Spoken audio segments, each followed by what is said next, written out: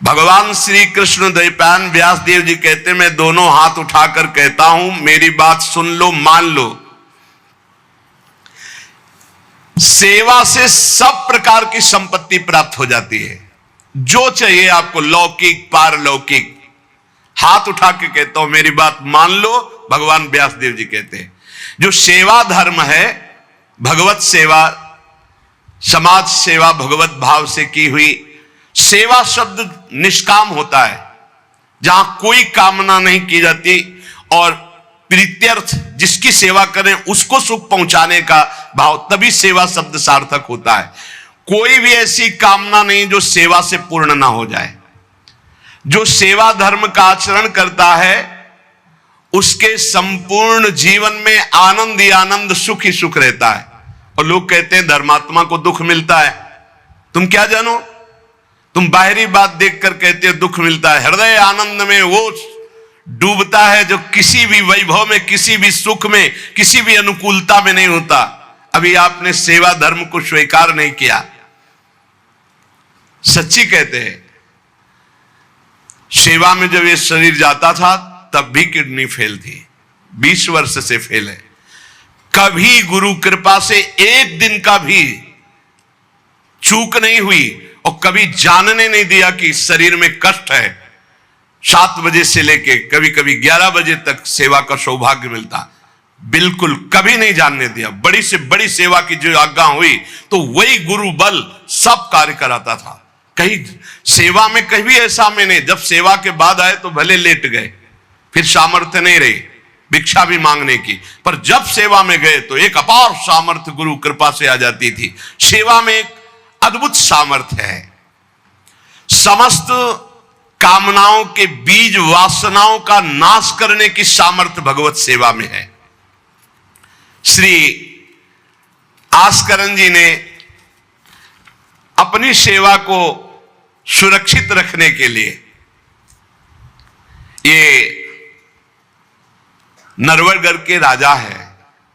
राजा को बहुत से कार्य होते हैं, पता नहीं किस समय कौन सी राजकीय व्यवस्था के लिए आवश्यकता पड़ जाए, तो ठाकुर सेवा में एकाग्रता की बहुत आवश्यकता होती है। पत्रावली तो सिर्फ पत्रावली पे ध्यान है, इधर उधर नहीं, नहीं तो पत्रावली बिगड़ जाएगी, वो पत्रावली मानी नहीं जाएगी आपकी। भोग लगा रहे हैं तो सिर्फ एक एक कवल पे ध्यान है आपका। बैठे हैं, प्यारे जू कैसे पा रहे हैं, हित सजनी जू कैसे पवा रहे हैं, प्यारे जू कौन सी पदार्थ की तरफ देख रहे हैं, लाडली जू कौन से पदार्थ की तरफ देख, पूरी भावना में उससे डूब। श्रृंगार तो श्रृंगार कर रहे हैं, स्नान तो स्नान, मतलब सेवा में पूरी तन्मयता आवश्यकता है। अगर तन्मयता नहीं तो फिर बिगड़ जाएगा। तो नरवरपुर ताको राजा नरवर जानो, मोहन जू धरिए सेवा नी के करी है। घरी 10 मंदिर में रहे चौकी द्वार, पावत न जान को ऐसी मति हरी है। पर्यो को काम आए अब ही लिवाए ल्याओ, कहे पृथ्वीपति लोग कान में न धरी है। आई फौज भारी सुध दीजिए हमारी, सुनी बहु बात टारी परी बात कर भरी है। मनुष्यों में श्रेष्ठ आस्करण जी ये नरवरगढ़ के राजा थे। इनके ठाकुर का नाम राधा मोहन जो था। ये प्रेम पूर्वक उनकी सेवा में कोई विघ्न न हो, इसलिए 10 घड़ी तक का कठोर आदेश दे दिया था। 24 मिनट की एक घड़ी होती है, तो 10 घड़ी कितने हुए? 4 घंटे। 4 घंटे तक कोई भी अगर सूचना देने आया तो दंड प्राप्त करेगा, वो दंड उसको मिलेगा। 4 घंटे तक सूचना भी नहीं देनी है। जिस समय वो राधा मोहन जी की सेवा में गए तो द्वारपाल खड़े हो जाते थे, कोई भी अंदर प्रवेश नहीं करेगा। किसी भी तरह की कोई विपत्ति आ जाए, आग लग जाए, फिर भी सूचना नहीं देनी है। 4 घंटे सेवा में ये शिक्षा लेनी चाहिए। अपनी जब ठाकुर सेवा करें, हम कहते तभी करो, सब निपटा लो पहले फिर ठाकुर सेवा करो। ऐसा नहीं है कि जल्दी जल्दी तुम्हारा चित्त कहीं लगा हुआ है। अगर घर गृहस्थी में हो तो हम कई बार एकांतिक में बोल चुके हैं, पहले अपने पति पुत्र की तैयारी कर दो, उनको ऑफिस जाना है, उनको विद्यालय जाना है, सबकी तैयारी कर दो, जय जयकार करके उनको पवाओ, फिर इसके बाद अपने ठाकुर को स्नान कराओ, ठाकुर को भोग लगाओ, निश्चिंत हो करके। चित्त वृत्ति बार बार दौड़ रही है, ठीक बात नहीं। अगर हमें कभी कोई और कार्य हुआ तो हम पहले वो कार्य करते थे, फिर राधा वल्लभ जी के दर्शन जाते थे, क्योंकि हम राधा वल्लभ जी के दर्शन में खड़े वही चिंतन करेंगे, वो उनके पास जाना है तो पहले उनके पास हुआ है, फिर अगर कोई कार्य है तो हम वो निपटा के तब जाएंगे। ऐसी सेवा में अन्य कोई वार्ता नहीं, अन्य कोई चिंतन नहीं, अन्य कोई हमारी क्रिया नहीं, केवल सेवा में तत्पर। इसलिए उन्होंने कठोर नियम लगा रखा था, 4 घंटे तक कोई सूचना भी नहीं देगा। और आप मंदिर में राधा मोहन जी को 4 घंटे स्नान कराना, श्रृंगार कराना, आरती करना, फिर आरती करके भोग आदि सब करके फिर दंडवत करना। दंडवत के बाद जब प्रसाद चरणामृत लेकर उठते तब कोई बात हो तो बता सकते हैं। वो भी बात जब श्री जी की चिक डालकर बाहर निकले, उस समय द्वार पर चौकीदार बहुत सावधानी से कोई भीतर न जाने पावे। देखो, महापुरुषों से हमको शिक्षा मिलती कि हम कैसे ठाकुर सेवा करें। ठाकुर जुगल किशोर हमारे, इनकी सेवा हम कैसे करते हैं। आप 4 घंटे एकाग्रचित होकर केवल सेवा में ही डूबे, बड़ा सुख मिलता है। जब अपने श्री जी सौभाग्य दिए थे सेवा करने का, तो जैसा श्रृंगार करने के बाद जब दर्पण दिखाते थे तो रोना आता था। अपने प्रभु को श्रृंगारित देखकर जो हृदय में सुख मिलता है, रोम रोम आनंदित हो जाते थे। कभी कभी 2-2 बजे दोपहर तक बैठे फिर भिक्षा मांगने जाते थे। श्रृंगार करने के बाद पथ सुनाओ उनको, फिर उनकी रूप माधुरी देखो। भक्तों के नेत्र अलग होते हैं तो प्रभु उनका रसास्वादन भी अलग ही करवाते हैं। एक बार क्या हुआ, आवश्यक कार्य से नरवरगढ़ में दिल्ली के बादशाह का आगमन हो गया। बादशाह जो सैकड़ों राजाओं के ऊपर होता था, और ये नरवरगढ़ के राजा थे। उसने आज्ञा करी, जाओ आस्करण जी को हमारे सामने जल्दी लिवा करके लाओ। और आस्करण जी का नियम था, राधा मोहन जी के मंदिर में गए तो सख्त आदेश, कोई सूचना नहीं पहुंचाएगा। सब आस्करण जी के जो रक्षक थे उन्होंने मना कर दिया, नहीं महाराज, ये आपकी सूचना भी नहीं पहुंच सकती, 4 घंटे आ ही नहीं सकते आस्करण जी। उसको बहुत क्रोध आया, बादशाह हो, मैं आदेश कर रहा हूं, एक छोटे राजा के सेवक हमें जवाब दे रहे हैं। बादशाह ने आज्ञा का उल्लंघन, इससे बड़ा क्रोध हुआ और उसने बड़ी सेना बुलवा ली और सेनापति को आदेश किया कि जाओ बोल दो, नगर का नाश करवाना चाहते हो या हमारी आज्ञा का पालन करना चाहते हो। तुरंत आस्करण को भेजो, अन्यथा पूरी सेना बलात् नगर को नष्ट कर देगी और जबरदस्ती आस्करण को बंदी बना लिया जाएगा। बादशाह का आदेश, देखो परीक्षा होती। जब ये आदेश हुआ, सेनापति आया, निज दूतों से जो अंगरक्षक द्वारपाल, उनसे कहा, सबने कोई उत्तर नहीं दिया। 4 घंटे तक हम अपने राजा को सूचना भी नहीं दे सकते, जो तुम्हें करना हो करो। ये बड़ी बात है। बादशाह का हुक्म, बादशाह के सेनापति का हुक्म, सेवा में विघ्न ना पड़ जाए इसलिए कठोर नियम लिया था। पर सबके हृदय में घबराहट थी कि अब क्या होगा जब बादशाह नाराज हो गया, सेना आ गई, सेनापति आ गए, अब क्या होगा। सेनापति ने बादशाह से कहा कि अब क्या हुक्म है, वहां से मना हो गया है, आपकी आज्ञा का उल्लंघन, हमारी आज्ञा का उल्लंघन, हमारा भय दिखाना सब व्यर्थ चला गया। कही कह पठाई, कहो कीजिए लड़ाई सुनी, रुचि उपजाई चली पृथ्वी पति आयो है, पर्यो सोच भारी तब बातों विचारी कही, आप एक जाओ गयो अचरज पायो है। सेवा करी सिद्धि साष्टांग होई के भूमि परे, देखी बड़ी बेर पाओ खड्ग लगायो है। कटी गई एड़ी ये पे टेढ़ी हूं न भौ करी, करी नित नेम रीति धीरज दिखायो है।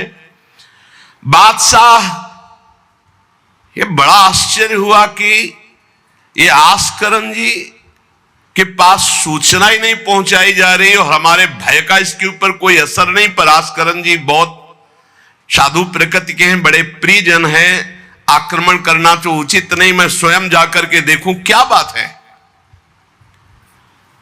राजा थोड़ा भाव से युक्त हुआ, नहीं तो रजोगुण में फिर ऐसा भाव कहां होता है। पर आस्करण जी की भक्ति का प्रभाव कि उसके ये देखो चल के आखिरकार है क्या। बादशाह स्वयं आया।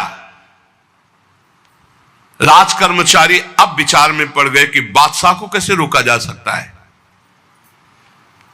सब जितने उनके अंगरक्षक सबको रोक दिया। ये बड़ी बात है, यह है भगवान की आराधना का बल। नहीं, बादशाह को कौन रोक सकता है। एक छोटे राजा ये है, उनके सैनिकों ने, द्वारपालों ने रोक दिया और बादशाह से कहा राज आज्ञा का उल्लंघन हम नहीं कर सकते, ना हम सूचना दे सकते हैं और ना किसी और को अंदर जाने दे सकते हैं। किसी और को अंदर नहीं जाने दे तो हम जा सकते हैं। बोले हां, आप बादशाह हैं, आप जा सकते हैं, लेकिन आपके साथ कोई नहीं। बादशाह राजी हो गया। देखे आखिरकार अंदर क्या है। वहां जाके देखा तो आस्करण जी की सेवा हो चुकी थी संपूर्ण। अब वो दंडवत कर रहे थे। कई बार हमने प्रार्थना की है उपासकों से कि 11 दंडवत, 21 दंडवत, 51 दंडवत, 108 दंडवत, जितनी सामर्थ्य हो नियम ले लो, रोज करो। 4 परिक्रमा करो श्री जी की और 11, 21, 51, 108 दंडवत करो। जो स्त्री शरीर के साधक हैं वो पंचांग दंडवत करें। पंचांग किया, खड़े हो गए, हाथ जोड़ा, मंत्र जपा, फिर पंचांग किया, फिर खड़े हो गए। ऐसे ही जो पुरुष शरीर साधक है वो साष्टांग करें। साष्टांग किया मंत्र जपते हुए, फिर खड़े हो गए, हाथ जोड़ा, फिर मंत्र जप कर प्रणाम किया, फिर साष्टांग, फिर ऐसे। हमें लगता है कि होती होगी दंडवत, करते होंगे, क्योंकि ये नियम तो बहुत पहले से दिया और ये करना ही चाहिए। सच्ची कहते हैं बड़ा सुख मिलता है जब अपने इष्ट के चरणों में साष्टांग लौट कर और उनकी तरफ देखते हुए। बहुत कृपा होती, बहुत कृपा होती। यावत स्वस्थमिदम कलेवरम यावत च दूरे जरा, जब तक ये शरीर स्वस्थ है बुढ़ापा दूर है। आनंद लूट लो भाई, ये कमाने का समय गंवाने का नहीं है। आस्करण जी अपने ठाकुर की संपूर्ण सेवा करके दंडवत अपनी पूरी कर रहे थे। अब जैसे 108 दंडवत तो समय लगेगा। हमने देखा है पूज्य सदगुरुदेव भगवान को अस्वस्थ शरीर में, अस्वस्थ अवस्था होने पर भी, बुखार है पर दंडवती अपनी पूरी करते हुए, नियमावली पूरी करते हुए देखा। क्योंकि जैसे ब्रज की 84 कोस की परिक्रमा में तो श्री जी साथ थी, बहुत थकान, बहुत शरीर कष्ट में, पर आप अपनी दंडवती जरूर पूरी करते। गुरुदेव भगवान को देखा। महापुरुष नियमनिष्ठ होते हैं, जो नियम ले लिया उसे तोड़ते नहीं। जय बजे आरती होती है, आप देख लो, 5 मिनट के अंतर की बात नहीं कह सकते, नहीं आपको ठीक समय से आरती मिलेगी। जय बजे वो टहलने के लिए वही उनका समय होगा। महापुरुषों की पहचान होती है, उनकी एक रस दिनचर्या चलती, उनकी दिनचर्या में फर्क नहीं पड़ेगा। शरीर में भले फर्क पड़ा हो, चाहे बुखार हो, चाहे जुकाम हो, चाहे जो भी पीड़ा हो, दिनचर्या में फर्क नहीं पड़ सकता। ये महापुरुषों की पहचान होती है। आस्करण जी साष्टांग लेट करके दंडवत कर रहे थे। अब को बादशाह जाएगा तो बादशाह कोई साधारण तो है नहीं, उसकी बाजू बंद, उसके सब झनन भनन आवाज तो होती है, पता भी चलता है कि कोई आ गया। मुड़ करके भी नहीं देखा बादशाह की तरफ, बस बार बार साष्टांग दंडवत। खड़ा खड़ा देखता रहा। 108 दंडवत, 2-4 हो तो बड़ी देर हो गई, ना बादशाह से बात, ना सलाम, ना कोई, बस वो अपनी साष्टांग दंड। ये होना चाहिए। आप श्रृंगार कर रहे हैं तो श्रृंगार में ही दृष्टि होनी चाहिए। दंडवत कर रहे हैं तो किसी की तरफ नहीं, सिर्फ दंडवत के सामने प्रिया प्रीतम है, हम बार बार दंडवत कर रहे हैं। ये उपासकों की एक एकाग्रता होती है। भला सोचो, बादशाह पास खड़ा है तो ऐसे लेटे लेटे भी तो देख सकते थे, बिल्कुल नहीं देखा। राजा को, बादशाह को बड़ा आवेश आया कि इतनी देर से मैं खड़ा हूं, पहले तो वहीं सब नाना करते रहे, इतनी देर से खड़ा हूं, ना कोई प्रणाम, ना नमस्कार, ना हमारी तरफ देख रहा है, क्या है। तलवार निकाली और साष्टांग दंडवत कर रहे थे तो मारा, एक पैर की एड़ी कट गई, एड़ी कट गई, खून बह रहा है। साष्टांग दंडवत, फिर खड़े, फिर साष्टांग दंडवत, फिर खड़े, फिर साष्टांग दंडवत, बिल्कुल नहीं देख रहे कि एड़ी कट गई। सोचो जरा, ये भक्त की निष्ठा है उपासना की। या तो अगर एक चींटी काटेगी तो थोड़ी देर लौट करके पहले देखेंगे क्या हो रहा है, फिर दंडवत। एड़ी कट गई, लेकिन किसने काटा, ना ये बात देखी। एड़ी कटना कोई साधारण बात समझते हो? तलवार से पूरी एड़ी काट दी, कोई दुख नहीं, रक्तस्राव हो रहा है। अपने नियमानुसार कटी गई एड़ी, ए पे टेढ़ी हूं न भौं करी। ना तो आह निकला, ना गुस्साई कि किसने ऐसा कर दिया। करी नित नेम रीति धीरज दिखा, धैर्य पूर्वक 108 दंडवत पूरी की। पूरा जब संपन्न कर लिया, इसके बाद पीछे हटे, चिक गिराई, क्योंकि समझ चुके थे कि ये तलवार चलाने की हमारे ऊपर हिम्मत केवल बादशाह की हो सकती, दूसरे की नहीं। कोई साधारण राजा नहीं, महाभागवत और महाबली है। इसलिए हमारे ठाकुर का सुखपूर्वक अपशयन हो। चिक डाली, उठ चिक डारी तब पाछे सो निहारी, कियो मुजरा बिचारी बादशाह तिरिझे है। हित की सच्चाई यह है नेको ना कचाई होत, चर्चा चलाई भाव सुनि सुनि भीजे हैं। बीते दिन को नृप भक्त सो समायो, पृथ्वीपति दुख पायो सुनी भोग हरि छीजे हैं। करे विप्र सेवा तिने गांव लिख न्यारे दिए, वाके प्राण प्यारे लाड़ करो कहीं धीजे हैं। आस्करण जी ने जब चिक डालकर पीछे मुड़कर देखा तो बादशाह तो शिष्टाचार के अनुसार जोहार किया। राजा की भगवत सेवा, नियम निष्ठा, ये देखकर बादशाह बहुत प्रसन्न हुआ और कहा, मैंने आज देखा ईश्वर के प्रेम की सच्चाई को। तुम्हारे में थोड़ा भी बनावटीपना नहीं, थोड़ी भी शिथिलता नहीं, तुम अपनी निष्ठा के धैर्यवान वीर हो। बादशाह ने आस्करण जी से भगवत प्रेम संबंधी कुछ चर्चाएं की और विचार अपने प्रकट किए कि आज मैं बहुत खुश और सौभाग्यशाली हूं कि तुम्हारे जैसा राजा मेरा जन है। बड़ा हृदय रस में डूब गया बादशाह का। यह है देखो सच्चाई भक्ति की। नहीं बादशाह के हुक्म को टाल देना, सेनापति की आज्ञा का उल्लंघन कर देना, बादशाह आया है साष्टांग दंडवत, कोई उसका आदर ना करना, ये सब भारी अपराधों में आता है। नहीं, बादशाह आया और फिर दंडवत हो सके, नहीं पहले उससे बातचीत होगी, बाद में दंडवत होगी। नहीं, अपनी निष्ठा के आगे नहीं। एड़ी काट दी गई फिर भी नहीं रुके। अब आस्करण जी सदैव अपने भगवत निष्ठा, भगवत सेवा में मगन रहते। राजा बहुत प्रसन्न होकर के कहा कि अब जिस कार्य के लिए हम आए थे अब उस कार्य की जरूरत नहीं है, और अपनी जेब से अपनी रुमाल निकालकर अपने हाथों से उनके चरणों की एड़ी में बांधा और कहा तुरंत चलिए राजवैद्य के द्वारा इसे, और आज से हमारी तरफ से आपके ठाकुर की सेवा सुख संविधान चलेंगे। हम विशेष विशेष प्रकार की आपकी ठाकुर सेवा में सहयोग करें। आस्करन जिले का भगवत कृपा है, सब भगवत कृपा है, सेवा यथार्थ रूप से चल रही है। नियम की सच्चाई और हृदय में कोई छल कपट नहीं, रोष नहीं, ये भगवान के भक्त में विशेष लक्षण होते हैं। भगवान के भक्त में छल कपट नहीं और अपराध करने वाले पर भी रोष नहीं। उमा संत कई यही बड़ाई, मंद करत जो करे भलाई।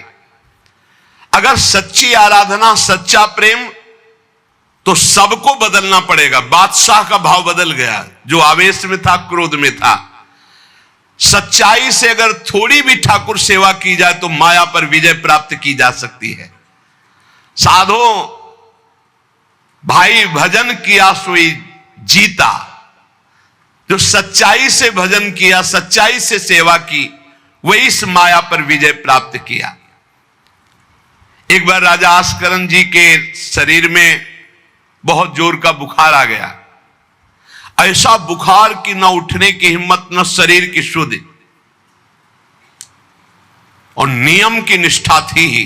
अब भारी कष्ट, एक तो शरीर उठने लायक नहीं, भारी बुखार, और दूसरा सेवा। अब वो इस बात के चिंतित थे कि सेवा कैसे होगी। तो ठाकुर जी ने स्वप्न में अपने किसी निजजन पंडा से कहा, इनको किसी औषधि की जरूरत नहीं, मेरा चरणामृत पिला दो, स्वस्थ हो जाएंगे, सेवा में आ जाएंगे। वो गए और उनका ठाकुर जी ने स्वप्न में आकर के कहा है कि आप ठाकुर जी का चरणामृत पी लीजिए, आप स्वस्थ हो जाएंगे। वैसे तो चरणामृत रोज ही लेते थे, सेवा में जाने के पहले ठाकुर जी का चरणामृत जो पूर्व का था पिया, तत्काल सब खत्म हो। सेवा में बहुत बड़ी सामर्थ्य है, निष्ठा में बहुत बड़ी सामर्थ्य है ठाकुर जी के चरणामृत में। विश्वास करो, जो रोज चरणामृत पीता है अकाल मृत्यु नहीं हो सकती। अकाल मृत्यु हरणम सर्वव्याधि विनाशनम, कोई भी रोग परास्त नहीं कर सकता। आप रोज चरणामृत पिए। अरे भाई, आप अगर राधा नाम विराजमान के स्नान कराते तो रोज श्री लाडली लाल का चरणामृत है। रामे लाडली जो धामे लाल जो विराजमान है, प्रिया प्रीतम राधा नाम में विराजमान है। आप अगर सेवा नहीं विराजमान किए हुए हो तो विराजमान कर लो, जीवन काहे व्यर्थ करोगे। लेकिन जब तक सेवा ना विराजमान करो तो चले जाओ बिहारी जो, राधा वल्लभ जो, राधा रमण जो, राधा दो, कहीं भी मांगो चरणामृत मिल जाएगा। और रोज उसी में जल मिला करके रोज एक ढक्कन रोज चरणामृत ले। अकाल मृत्यु हरणम सर्वव्याधि विनाशनम श्री कृष्ण पादोदकम पीत्वा पुनर्जन्म न विद्यते। जो रोज चरणामृत पीता है उसका पुनर्जन्म नहीं होगा। बड़ा से बड़ा रोग आएगा लेकिन उसको पीड़ा नहीं पहुंचा पाएगा, अकाल मृत्यु नहीं होगी। तो स्वप्न में ठाकुर जी ने कहा चरणामृत दे दो, सब सामर्थ्य आ जाएगी।